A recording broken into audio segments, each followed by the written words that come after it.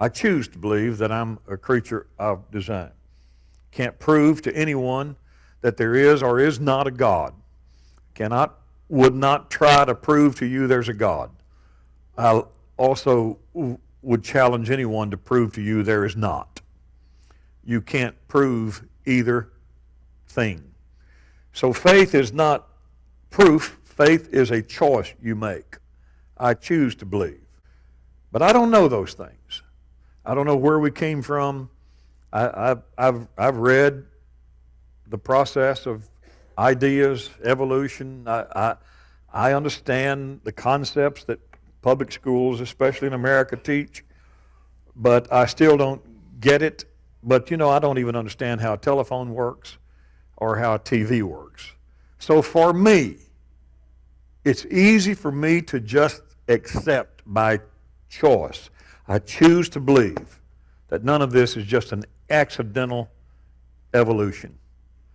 I choose to believe that these genius brains that you have didn't just accidentally come from mud. I choose to believe you were made in the image and likeness of something supreme and wonderful.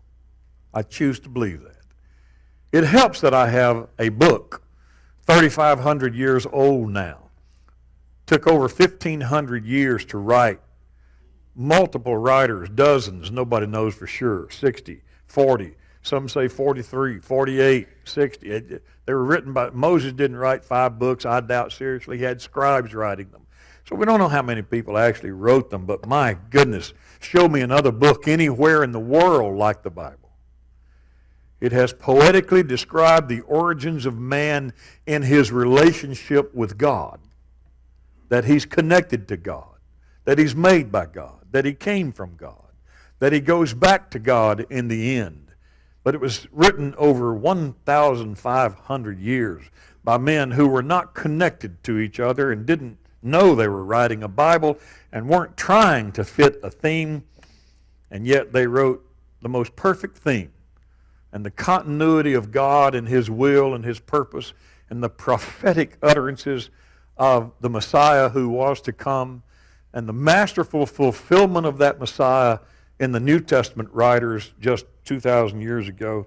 Man, there's nothing else like the Bible. And the fact that that thing even exists is a miracle in itself, because it has tried, many despots have tried to obliterate it, to eliminate it, to get rid of it. And yet, here we are sitting today in modern society, degreed and educated, and still clinging to the belief that no matter what we've been taught in high schools and colleges, we still cling to the concept there's a God. That's a miracle in itself. You're not the product of your society. You're a product of faith and maybe something a little bigger than any society at any point in history.